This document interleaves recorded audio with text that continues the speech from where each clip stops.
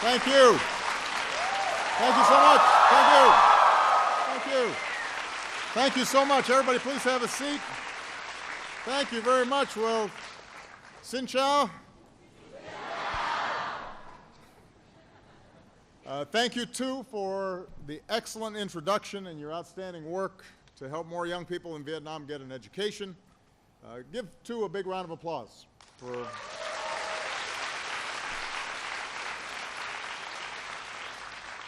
It's not that easy introducing the President of the United States. Also because the podium was a little higher than her. I want to thank everybody at the GEM Convention Center for hosting us. I want to thank the government and the people of Vietnam for the wonderful hospitality that you've extended to me over the past 3 days. I've been deeply touched. Wherever I travel around the world, obviously one of my jobs is to meet with government leaders. And these meetings are important. But it means that I spend a lot of time with older people like me. There's a lot of gray hair in the room. So one of my favorite parts of the trips I take overseas is to get out of the government offices and to spend time with young people like you. It's fun. It gives me incredible optimism about the future because all of you embody the energy and the drive that is helping to propel this region to new heights. You make me hopeful about the future of ASEAN, hopeful about the future of the world, and so that's what I want to briefly talk about before I start taking your questions. As I think all of you know, I have a strong personal connection to this part of the world, to the Asia Pacific and to Southeast Asia. I was born in Hawaii, spent most of my childhood in Hawaii, but I also spent time in Indonesia as a young boy. My sister was born in Jakarta. So this region helped to shape me. It is also why I really like the food. And I have to say that the food I've had since I've been here, I've been really happy with. Now, as president, a key part of my foreign policy is to deepen our ties with countries and the peoples of Southeast Asia. And we've done that.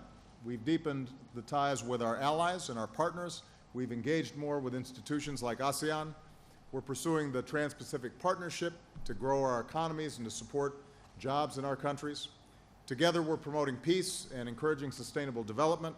We're protecting our environment and trying to meet shared challenges like climate change. But government and businesses are only part of the equation. If we're going to meet all of these challenges, we also have to build strong relationships between our people, and especially between young people like you and young people in other ASEAN countries. Keep in mind that here in Vietnam, 2/3 of you were born after 1975. As I often say to young Americans back home, your generation can look at the world with fresh eyes, without some of the old notions, the old habits of a previous generation. And that gives you the perspective and the power not just to help to grow Vietnam, but also to help shape the world. Thanks to technology and social media, you're the most connected generation in history. I see it in my daughters who are always on the phone, and they have to teach me how to use the phone. More than 30 million people in Vietnam, 1/3 of the population, are on Facebook. Just on Facebook. You're posting selfies. I know. I was in the gym this morning. People were trying to take selfies. You're streaming the latest Suntung MTP hit. Right?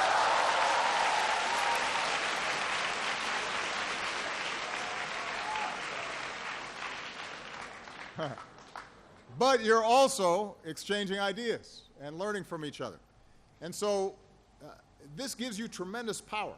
And we need your passion and energy and talents to tackle some of our biggest global challenges, whether it's reducing poverty, to advancing equality for women and girls, to fighting climate change. Now, even in this digital age, as Tu pointed out, change doesn't happen overnight, It requires that you stay active and involved over the long term, and it requires you to develop some practical tools. And that's why 3 years ago I launched the Young Southeast Asian Leaders Initiative, or YSALI. And the goal is to empower young people like you with the skills and the resources and the networks that you need to turn your ideas into action. Since we started this, the YSALI network has grown to more than 67,000 members across all 10 ASEAN countries, including over 13,000 here in Vietnam alone. And we've welcomed more than 350 YSALI fellows to the United States, including some of you, with more than 200 coming in the next 6 months. So a lot of what we do in YSALI is rooted in the power and importance of education. That's why nearly 19,000 Vietnamese students studying in the United States right now are helping to bring back the kinds of skills and talents that Vietnam will need to continue to grow and develop. It's why on this visit we announced a new partnership between American universities like Arizona State and Vietnamese universities to boost training in science, technology, engineering, mathematics, and medicine. It's why we announced that for the first time the Peace Corps will be coming to Vietnam with a focus on teaching English. And it's why we announced that we're moving ahead this fall with Fulbright University Vietnam, right here in Ho Chi Minh City, the country's first nonprofit independent university. And the goal is to make sure that Vietnamese students, no matter what their background, has access to a world-class education that's rooted in Vietnam's rich culture and fueled by the free exchange of ideas. And I want to thank former Senator Bob Kerrey, who is here, who's been one of the key people to help lead this effort. Thank you very much, Bob.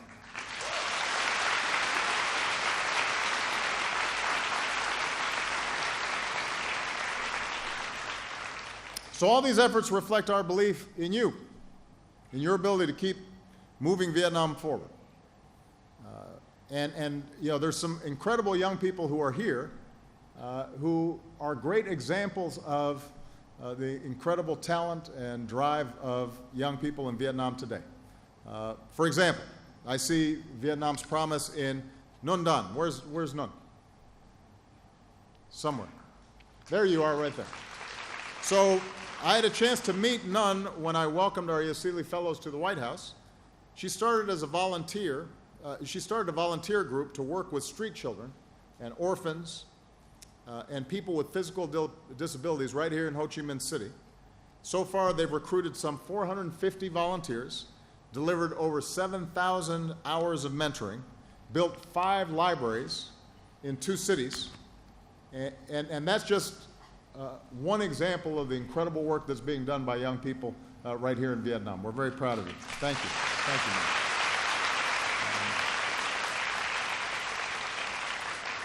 A couple other people I want to point out. We've got Loc Lê Swan. Where's Loc? There he is, right there. So Loc teaches at Ho Chi Minh City, Vietnam National University. He's a researcher at the Pasteur Institute. His dream is to go back to his hometown and open a medical center so he can deliver quality, affordable health care. He also helped start Give to Give, which works with YSALI members across ASEAN to improve their skills and build stronger networks. So we're very excited about the work that you're doing, Loc. Thank you so much.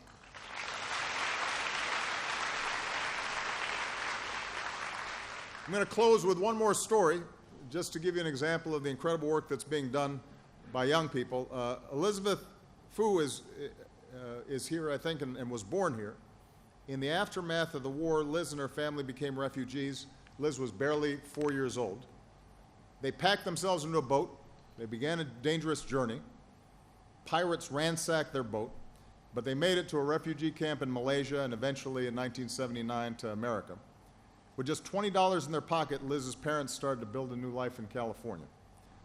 They taught their children about the importance of education, and after years of studying and hard work, Liz, a proud Vietnamese American, ended up becoming one of my top advisors on Asia in the White House. And we've relied on her for all kinds of incredible policy work that we've done over the last several years. So, to Nguyen, Loc, Liz, so many of you, you're already showing that you can change the world to reflect our best values. You're showing that with determination and commitment and optimism and hard work, anything's possible. And that's why I'm so hopeful about the future between the United States and Vietnam, that our relationship will continue to grow deeper and stronger. But I'm also optimistic that you're going to be able to change the region and the world in so many positive ways. So as the great Tran Lap sang, the path to glory days is getting closer. So come on. And so with that, now's the time for me to start taking some questions. I don't know if you've been briefed, but we have microphones in the audience. I'm going to just call on people, and I'm going to go boy, girl, so it's fair. If you can keep your questions relatively short so that we can get as many questions as possible, and introduce yourself before you ask the question so we know who you are, okay? So I'm going to start right here. Yes, and we've got a microphone coming.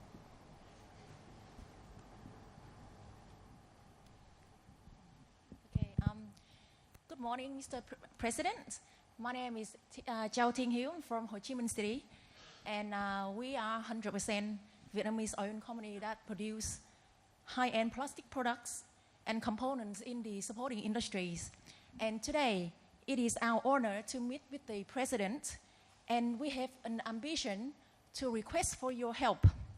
And that is, we would like to be given opportunities to approach the leading enterprises in the United States, especially in the sector of consumer electronics, automotive and airline industries, and other plastic-related products for supporting industries.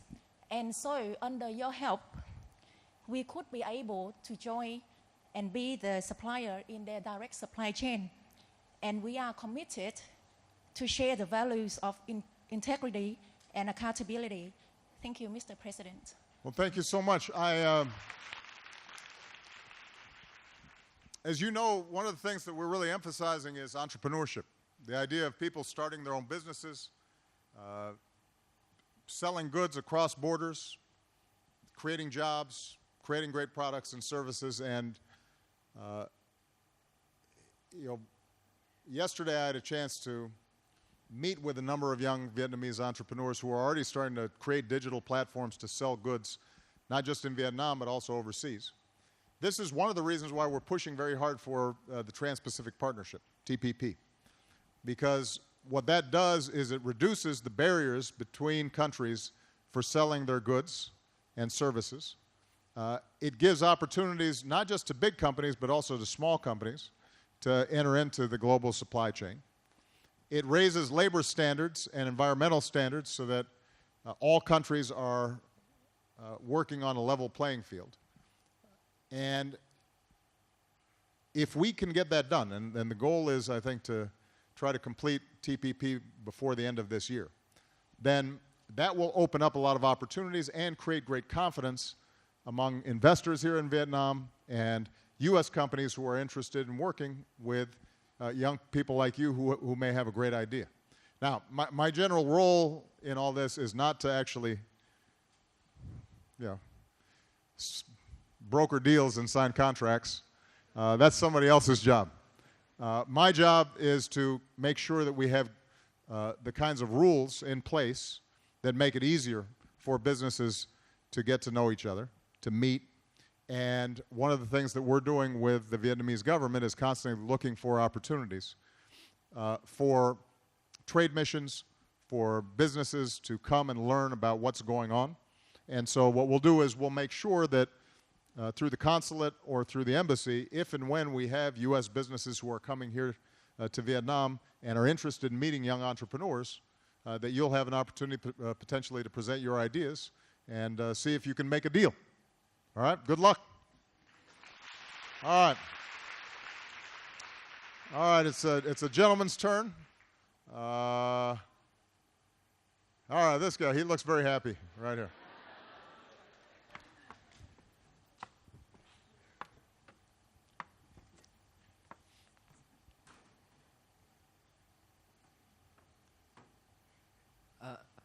Hello, sir. Hello. My name is Hoang. I'm a student in Vietnam National University. I have two questions for you. The first one is that you are a very great leader, and we are young leaders. Do you have any advice that how can we be great like you? Oh, wow. Okay. And what's the second question? Yeah, and the second question is, we are young leaders. Do you have any suggestion that how can we have to strengthen the relationship between Vietnam and the America? Okay. Well, first of all, let me tell you that when I was your age, I was not as well organized and well educated and sophisticated as all of you. When I was young, I fooled around a lot. I didn't always take my studies very seriously, and I was more interested in basketball and girls. And I wasn't always that serious. So you're already way ahead of me. You're doing good. Whenever I meet with young people and they ask me this question, my most important advice is to find something that you care deeply about. Find something that excites you and put all your energy and effort into it. Because the path for everybody is different. Some people are very passionate about education. Some people are very passionate about medicine. Some people are passionate about business. And so there's no one path to ending up being a leader. People sometimes think that to be a leader you have to be a great, you have to make great speeches, or you have to be in politics. But there are a lot of ways to lead. Some of the greatest leaders are people who are behind the scenes. So for example, in the United States, during the civil rights movement that helped to create opportunities for people like me, because at the time African Americans couldn't fully participate in society. Everybody here has heard of Martin Luther King, but there were all these young organizers your age, people like Bob Moses and John Lewis and others, who were helping go into poor communities and registering voters and getting them active and getting them involved. And they were enormous leaders, amazing leaders, even though they never made big speeches in front of big crowds. But you have to feel passionate about something. And one of the things that I always tell young people is don't worry so much about what you want to be, worry more about what you want to do. And what I mean by that is if you are passionate about your work, then naturally, over time, you are going to rise and people will admire and respect what you've done. But if all you're thinking about is, I want to be a member of the National Assembly, or I want to be very rich, or I want to be this, or I want to be that, then you pay less attention to the actual work in front of you. And most of the people I meet who are very successful in any field are people who just love their work. So Bill Gates, who started Microsoft, he didn't start off thinking, I want to be a multi-billionaire. He started off thinking, I really like computers, and I want to find out how I can create really neat software. And people, I didn't start off thinking I wanted to be president of the United States. When I finally stopped fooling around and I wanted to get serious, what I decided was that I wanted to help people in low-income communities, poor people, have opportunity. And so I went to work in poor neighborhoods in Chicago. And because I was interested in the work, I started asking questions. Okay, how can I get more education dollars for these communities? How can I get better housing built in these communities? And that's when I became more aware of how politics worked. And I started asking questions about how could I have more influence, and how could I build organizations that could potentially deliver the things that I was interested in, and that's what led me into politics. But I didn't start off saying I want to be president. I started off saying I wanted to help these people. So that's my most important advice. Decide what it is that you care about deeply, and then put everything you have into doing that. If you're interested in social media and you want to start a company, then focus on that. And if you're interested in healthcare for people in villages around Vietnam, focus on that. And if you get good at that, naturally you'll end up being a leader. And you'll have opportunities to do great things in the future. All right? Good. Okay. It's a young lady's turn. Here you go. Since you got such a, when you got the patty hat with the thank you, Obama, see? That was good organizing, so go ahead. She came prepared. I am. So thank you very much, President, for your very inspiring speeches. My name is Hương. I'm from an organization called Save Sơn Đông. So yesterday, I literally burst to tears when you mentioned preserving the cave for our children, our grandchildren. That is something that we've been trying to do for the past few years. So my question for you is that because Sơn Đông is not just belong to Vietnam, it is a world heritage. How would you, an American leader, a global citizen, preserve it? And you also mentioned that you would like to get back to Vietnam. If you have a chance to visit Sơn Đông, would you like to do it on foot, by trekking, or would you take a cable car, if unfortunately there's one? Well, and also, I have a gift. You've got a shirt that for me. It would be my honor if you accept this gift. No, that's a beautiful shirt. So. Thank you so much. Well, first of all, I definitely want to go visit the next time I come. And I'm a pretty healthy guy, so I can go on foot. It's how long is it? 7 days. Okay, I'm good. All right, I can do that.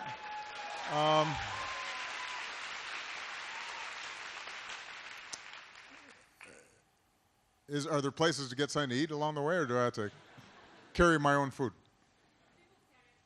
Oh, well, no, I'll carry it myself. Well, look, I think the possible designation of a World Heritage Site is a complex process. It would involve, I think, working with the government of Vietnam, with existing organizations that designate World Heritage Sites. We'll be happy to work with your organization, with the Vietnamese government and others about the possibilities of doing that. But I do think that one of the great things about your generation is that you're already much more conscious about the environment than my generation was or previous generations were. And that's really important, not only to preserve beautiful sites in our countries, but also because economic development and the well-being and the health of your people and everyone around the world is going to depend on how we deal with some of these environmental issues. Now, to some degree, this is not fair. I think it's important to note, because if you think about Western industrial development, before we knew anything about climate change, they used enormous amounts of carbon energy. And we in the United States have a huge carbon footprint. And for 100 years or 150 years, we're helping to warm the planet. So it's not entirely fair then to say to countries that are developing now, oh, you have to stop because of climate change. But the problem is that if a country like Vietnam or China or India took the same development path that the West did, we're all going to be underwater because the climate's going to warm up so quickly and the climate patterns are going to change that, in fact, the terrible consequences could actually impede development rather than advance development. That's why we had this agreement in Paris to have all countries join together to deal with climate change. And what it says is that each country at different stages of development has different obligations. The United States, we have to do more. Countries like China that are large have to do more, but everybody has to do something. And we all have an obligation then also to help developing countries find new paths for energy and development that are environmentally friendly, developing clean energy strategies that can leapfrog over the old dirty industries and immediately go to the clean industries. Now, the good news is I think that can happen. Because if you think about, everybody here has a cell phone, I assume, right? Everybody has a smartphone? Yes, you do. Of course you do. Well, in many countries like Vietnam, you didn't start off with a lot of phone towers and, you know, digging and laying telephone lines under the ground. You've leapfrogged the old technologies and immediately went to a cellular technology and a wireless technology. Well, the same thing that we're doing with communications, that's what we need to do with energy. And so instead of going through the same energy usage in developing and providing electricity and power, we need to start immediately finding cleaner energy sources, which can create jobs and businesses and opportunities all throughout this region. And I'm very excited about the possibilities of doing that. So we have to think about beautiful areas that need to be preserved, but we also have to recognize that no matter how well we preserve one or two areas in each country, if the overall climate patterns change radically, then we're all going to be in a really difficult situation. And you're already starting to see the effects of climate change here in Vietnam. I think this country is going to be one of the most affected. And in some place like the Mekong Delta, you know, you have drought on the one hand, but you also have saline intrusion on the other hand. And that could have a huge impact on Vietnam's ability to feed its people, on fishermen, on farmers, and it could be a really, really big problem if we don't do something about it. So it's going to be up to you to start, and I'm going to want to partner with you to make that happen. Thanks for the T-shirt also. All right, so let's see. Oh, you got flags and everything. Gentleman right here.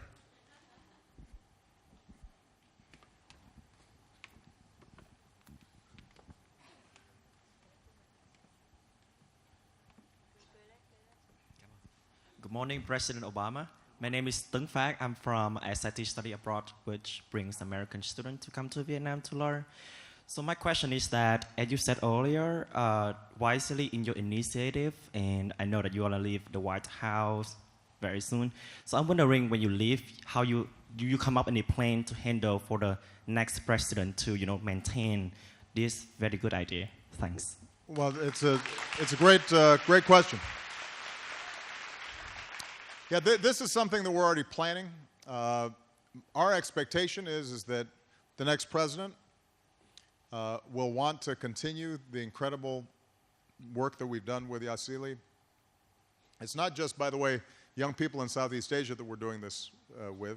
We have a Young African Leaders program that involves young people from 50 countries in sub-Saharan Africa. We have a Latin American version that brings young people together. And at some point, we're going to bring key leaders from each of these areas so that they can start learning from each other. And our hope is that the State Department will continue this program. But one of the things, people always ask me, what am I going to do after I leave the presidency? Because I'm still relatively young, not compared to you, but compared to other presidents, I'm pretty young. And I don't know everything that I'm going to do, but the one thing I do know I will continue to work on is developing young leaders in the United States and around the world, So in addition to my hope that the next president continues the program through the State Department, I'll make sure that through my philanthropy and my own work that we're continuing to bring young people together so that we can start building the kind of talent that knows each other and is networked and is connected and is learning from each other, because that's what it's going to take for countries in the future to be able to solve these big problems. You know, if you ask me what I'm most excited about in terms of my legacy 20 years from now, I would feel really good if I see 10,000 or 20,000 or 50,000 young leaders who are now taking over governments and businesses and nonprofit organizations, and they now know each other from different countries, and they've worked together, and they've built trust, and they've built relationships. And if I can help facilitate that, that would be something that I'd be very proud of. So you can guarantee that I'll continue to work on this. Good. All right. Yeah, right here. Oops. Is it working? Mic ready? Here we go. Switch it up.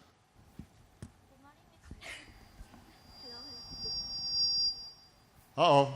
You might need to use mine. Hello. Oh, it's working? Oh, it's okay. There you go. Just in time. Good morning, President Obama. I'm a YSALI Academic Fellow, 2015, in the University of Montana. Excellent. How do you like Montana? It's not cold as you thought. Oh, it's very cold. You just haven't. Have you gone through January yet? Summer batch, luckily. When did you get there? June to August. Well, it's not. Yeah, it's not cold in June and August. Luckily. You just went there at the right time. But it's a beautiful state, isn't it?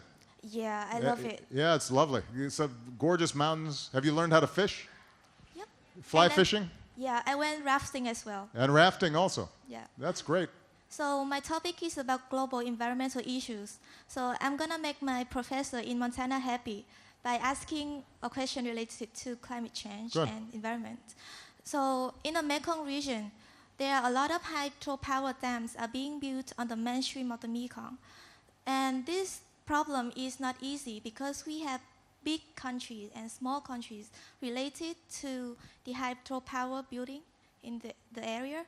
Yeah. So do you have any suggestions for all the governments of the Mekong region to get together and sustain the interest, both economic and environmental interest in region? And just one more question. Yeah. It's like a very typical job interview. Where do you find yourself in 5 years? Because I think it's a very interesting period when Malia probably graduates from Harvard University and you still struggle with computer or iPhone 10. And, and also that's when probably maybe Mr. Sanders or Mrs. Hillary or maybe Mr. Trump finish their president term. So where do you find yourself and the world in 5 years? Thank you. Well,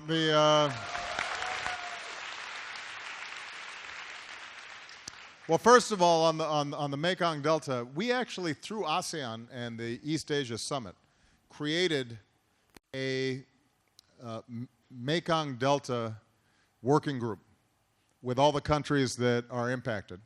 And we're, through our State Department and various programs, we're working to help them plan and create sustainable development across countries.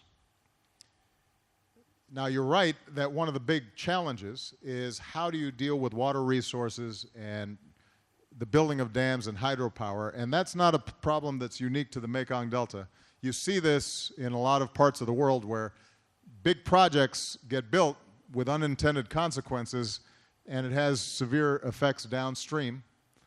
And the results in some cases have been not great and have had significant environmental degradation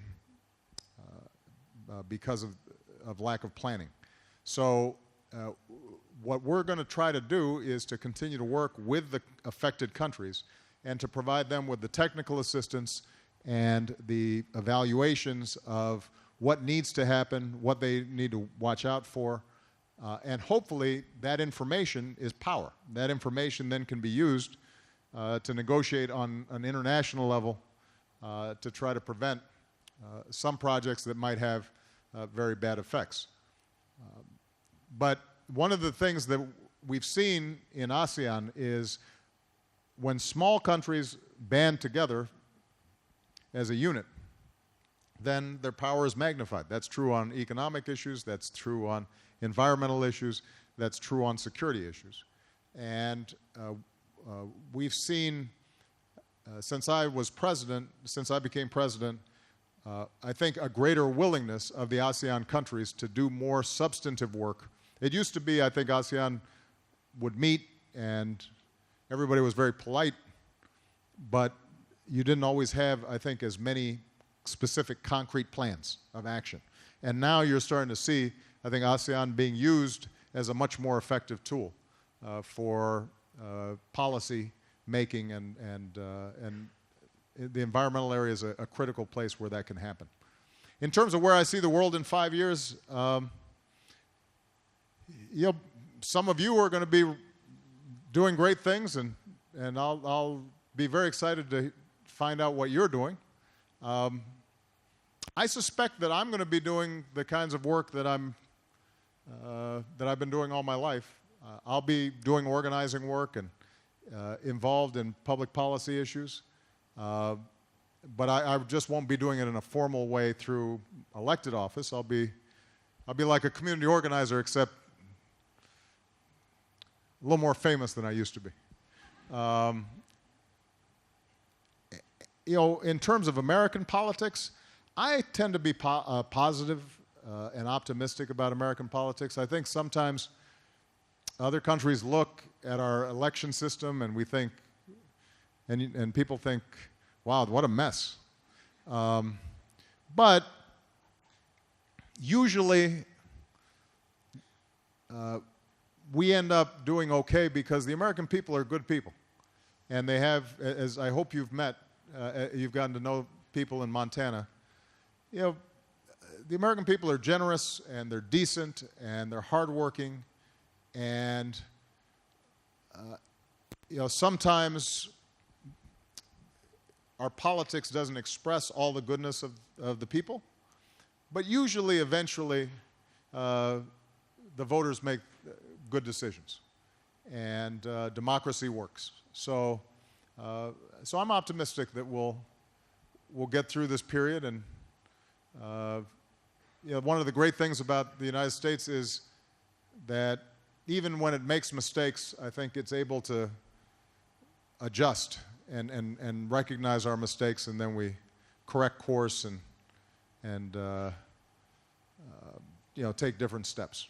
So things are going to be okay. I promise. Good. All right. Let's see. All right. This guy, he has two hands up and a symbol. I don't know what that means, but I don't know. It was interesting, so we'll call on him. Maybe he'll explain it. Yes, hello, Hello. Mr. President. I want to say that you are so handsome. Oh. Okay. Well, you can just stop there if you want. Okay, the two questions of me now turn a little bit into business. Business. Yes, you tell that just find something you are deeply care about, and my deepest care about is human resource management or talent management. And now... Hotel management, did you say? Talent management. Talent management. Yes. Got it. Okay, now we are joining AEC and TPP. It means that beside opportunities, we have many challenges. The most challenge that they have many overseas companies. They want to attract Vietnamese talents. And can you give the suggestions? We cannot just based on the patriotism of them to force them stay in Vietnam. They have a chance to seek for their old developments. So how can Vietnamese firms and Vietnam government can have them stay and contribute to Vietnam? And one more question is about entrepreneurship. In the trend of this, there is more like startup company will have a lack of human resource because they move from other countries. And how can the young entrepreneurs can deal with it? Can you give any suggestion? Thank you. Okay. Well, look, if I understood your question, so TPP, you've got these new opportunities. Companies are going to be interested in coming into Vietnam as investors or as business partners with existing Vietnamese companies. And I think that any good foreign company is going to want to partner with a Vietnamese partner who understands the culture, understands the system. They're going to be looking for young talent. And if you start a company that helps to identify talent and is then helping those who are doing business here to recruit, I'm sure that will go very well. This is not an area that I'm an expert on, but one of the things that we're seeing is through organizations like, or companies like LinkedIn. I don't know if you've heard of that, based out of Silicon Valley, but they've been able to build these digital platforms where people are continually updating their resumes and providing their information, and that becomes a powerful tool then for human resource people who are recruiting. And it's conceivable that you could do something equivalent to that in Vietnam in preparation for the ongoing growth and development of businesses here in Vietnam. So that's a great idea. Good luck. In terms of the question on entrepreneurship, I wasn't clear exactly what your question was. Was it that you think talented Vietnamese are going someplace else instead of staying here? Is that right? How can Vietnamese firm and government have policies to retain the talent? To retain talent. Yes. So but you're worried about a brain drain where Yes, brain drain. Yes. Where young Vietnamese, they get an education and suddenly they're being recruited to go to Australia or to go to Singapore or to go to the United States or China, and then you don't have enough entrepreneurs here. Well, look, I think the best way to retain talent in any country is to make sure that talent is rewarded. And the way to reward talent is to have strong rule of law, to have a good education system, to have the ability to start a business relatively easily, to make sure that government policies, when it comes to taxation or when it comes to building infrastructure, that those policies are good ones, and so that people feel as if by staying here, this is the best place for them to make it.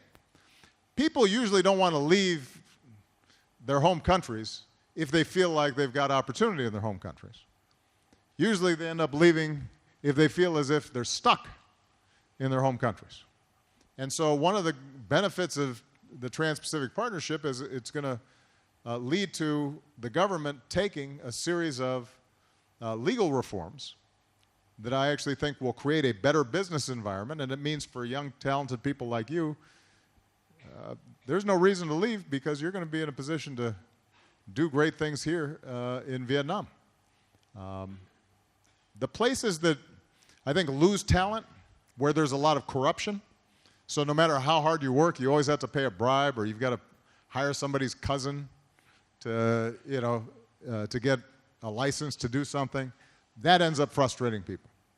I think people feel frustrated if there's not a good education system, because the truth is that not only do you need a good education, but then if you want to start a business, you've got to be able to hire people who also have a good education. And so you've got to count on the schools training people properly. You want to have good infrastructure. You have proper roads, and you want to have proper wireless service in order for you to do business in the 21st century. Environmental issues are increasingly important.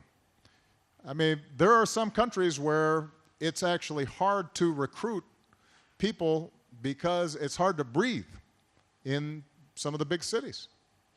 You don't want to raise your kids. No job is so important that it's okay if your children have asthma and they can't breathe, right? And so, interestingly enough, if you want the best talent today, you have to pay attention to quality of life issues and making sure that people can have clean air and clean water, and they're not being exposed to pollution that may cause cancer and things like that. So those are all policies that end up making a difference in retaining talent in any country, in any city, in any community. Good. All right. Okay, well, we got these young ladies, they got a flag, so since you brought a flag, I'm very impressed with your planning. Those of you with the hats, the flags, it's good organizing. Hi, my name is Christina, and I'm with my colleague Hua and some of our other colleagues here, and we work for an American anti-human trafficking NGO called Pacific Links Foundation. So we fight against human trafficking here in Vietnam. With Vietnam emerging as an important player in the TPP, many companies will start to shift their production and factories to Vietnam, which will create a new mobile workforce. With that comes the unfortunate opportunity for human traffickers and labor brokers to take advantage of these workers, such as creating false promises or tricking them or even coercing them into moving across borders, and therefore forcing them into a situation of being trafficked. What is the United States federal government doing to prevent human trafficking in the global supply chain? Well, first of all, this is... Before you answer, can I give a question? Yeah. I'm sorry, I didn't know... Yeah, because we had the same... You're a tag team, I got it. Yeah, okay. Thank you. So, dear President, what should I ask you for now? Because before I came here, to government, I asked whenever I met someone, I also asked, what do you want to ask if you can meet President? And there are a lot of questions and a lot of comments. And for now, I forgot everything. But this flag is remind me about the Kenya friend. She is lawyer and very smart. And she said that she gave me this because she said that I said she should become the Kenya president. And she said that, I do. If you can ask President Obama join the human trafficking prevention strategy. Thank you. Yep. All right. Well, let me see. You lost my train of thought. No. Look, the issue of human trafficking is something that we have made a top priority in our State Department and the United States government. So we have an entire set of policies designed specifically to work with countries to prevent human trafficking. And we've actually begun making progress in improved enforcement, in improved law enforcement coordination.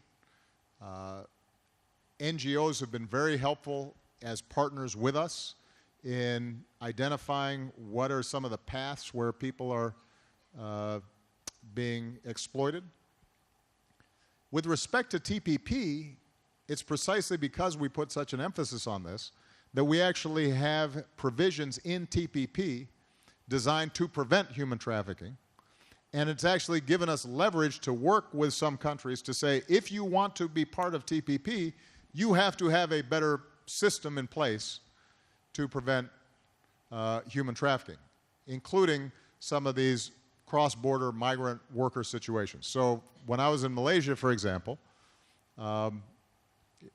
meeting with Prime Minister Najib, one of the most important topics as we were negotiating TPP was how could we do more work in order to protect people who were being brought in, whether it's working at the palm oil plants or what have you, so that there was better tracking, better enforcement, better protections for people, and that's in the actual agreement. Now, I think that an agreement on paper is never enough. So there have to be systems in place to monitor what's taking place. And these human traffickers are very clever. They're like drug traffickers. If you cut off one path, then they try to take another path. And they're always looking to exploit people who are desperate.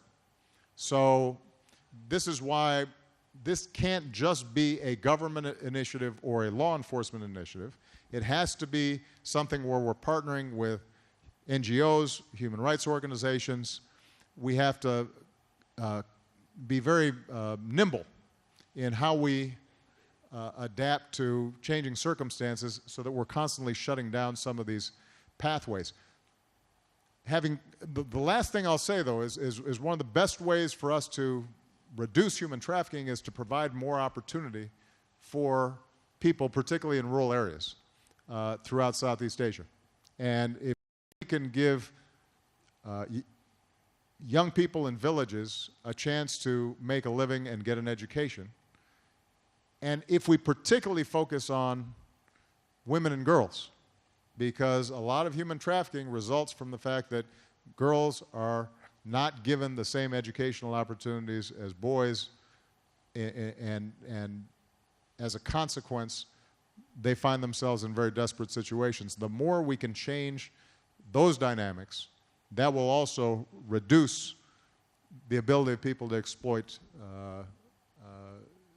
people who have no hope or think that they have to leave their village and are vulnerable then to claims that if you just come with us, you're going to be able to get a great job and everything's going to be okay, and then by the time they get there, they suddenly find themselves trapped in a very bad situation. Congratulations on the good work you're doing. Very proud of you.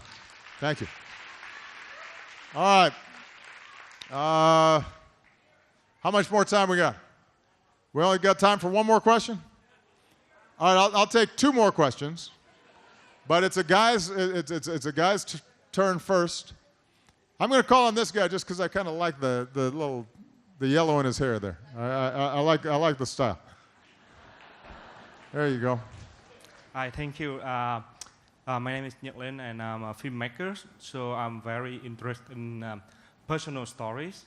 And as you said before, when you are young, you love fooling around. And I read on internet, I'm not sure if true or not, that you also like smoking weed and things like that. I don't know if that's wonder, true. I wonder what makes you from that guy become a guy who care about the society, because like a lot of many I think many young Vietnamese people, they still love fooling around and they don't really care about the society. Yeah. But it must be something that makes you become this person. So, thank you. Well, it's a good question. I wrote a book about this called Dreams from My Father. I think it was translated into Vietnamese, but I don't know if it's still in bookstores near you. You never know exactly why something inside you clicks and you decide to take a different path. I think for me, when I was young, because I didn't know my father and I didn't grow up with him in the house, my grandmothers or my grandparents and my mother raised me, and they were very loving and very generous, but I think I rebelled in part because I felt that something was missing. And as I got older, I realized that instead of worrying about the father who wasn't there, I should worry more about what can I do and take more responsibility for my own life. And that led me to start studying more, and it led me to start thinking about social issues more. I grew up And why it took me until I was 19 or 20, where some other people, like many of you, have always been very organized. Like this young lady, I'll bet she's always been like very focused. You don't know why. But I think your point about stories is good. One of the things that I've learned about being a leader is sometimes we think people are motivated only by money, or they're only motivated by power, or these very concrete incentives. But people are also inspired by stories. The stories they tell themselves about what's important, and about their lives, and about their country, and about their communities. And I think if you want to, in whatever field you're in, whether it's business or politics or nonprofit work, it's worthwhile to listen to other people and ask them questions about the stories that are important to them. Because oftentimes you'll find their motivations. And when we come together to do important things, it's usually because we've told a good story about why we should be working together. You think about the United States of America. We have a really good story called the Declaration of Independence. We hold these truths to be self-evident, that all men are created equal, that we're endowed with certain inalienable rights, that among these are life, liberty, and the pursuit of happiness. That's a wonderful story. There's no... When the Declaration was made, there really was no United States. It was just a good story that they were telling about what could be. And then people were attracted to that story. And it led to independence, and it led to immigrants from around the world who wanted that vision for themselves. It led Ho Chi Minh to adapt it when Vietnam was trying to declare independence. It inspired movements around the world. So, yeah, the stories we tell each other are very, very important. And good luck on making your movies. Don't believe everything you read on the internet, though. Okay, last question. All right. Oh, this young lady, she stood up and she's like, hey. I couldn't say no to her. She had her hand up. I thought she was going to hit me if I didn't call on her. Go ahead. I'm teasing. Hi, so I am a rapper here in Saigon, Vietnam. Oh, yeah? So you have spoken a lot about environment and like politics and economic progress of Vietnam, but as an artist, we have a lot to say. Okay. We have message to say, and I want to know how important it is for a nation to really help and promote their art and culture, and helps it to help its nation in the future. Okay. Before I answer your question, why don't you give me a little rap? Let's see what you got. Come on. Do you need like a little beat? Yes, I do. Actually. No, go ahead. Come on. Vietnamese or English? In Vietnamese, of course. Vietnamese? Now I won't know what it means, but just a short version, because I got to get going. Go ahead. Tình hình một mình nhà lầu trình in giàu sang như vua chúa, giật mình sự tình thiệt ra đen đúa, mà đời vậy là hey, it's been a crazy day. Khi mà ta nhắm hai đôi mắt, xuống mái chèo trời với mây. My name is Sue Boy, by the way. Well, that was good. See there? That was pretty good. What were you just rapping? What was your verse there? I was just talking about some people having a lot of money, having big houses, but actually, are they really happy? So, okay. Yeah, a lot of things that people look at us and see like different thing and something they assume, or a lot of like stereotype, like, like me, Asian rappers, like looking at the cute girls, and people don't know. Is that what they're thinking? But for Vietnamese people, it's different. They think rapping is not like for women. Ah, well, that's true in the United States too. I mean, I just mean that there's always been sort of sexism and gender stereotypes in the music industry like every other part of life. But to answer your question, look, the arts are important. Artistic expression is important. It's what I was just saying to the filmmaker about stories that we tell each other. You know, music, poetry, representations of life as it is and how it should be. Those are the things that inspire people. You know, life is a combination of very practical things, right? You gotta eat, you gotta work, you gotta build roads and make sure that, you know, some dam isn't ruining a community. But it's also the spirit that we have inside of us, and how is that expressed, and what are our vision, and what are our ideals for the future, and how do we want to live together, and how do we treat each other. And one of the most important things about art is it teaches you to not just think about yourself, but it puts you in the head of other people. So you start realizing somebody else's pain or somebody else's hopes, and you start realizing that we have more in common. So if I read a novel by somebody in Africa, now suddenly I understand more about how we are similar. And if I listen to a Vietnamese rap and it connects to the things that I'm feeling, now I feel closer to a country on the other side of the world. And that's how we build understanding, and that's how we end up being able to work together and plan together and build a better future together. So,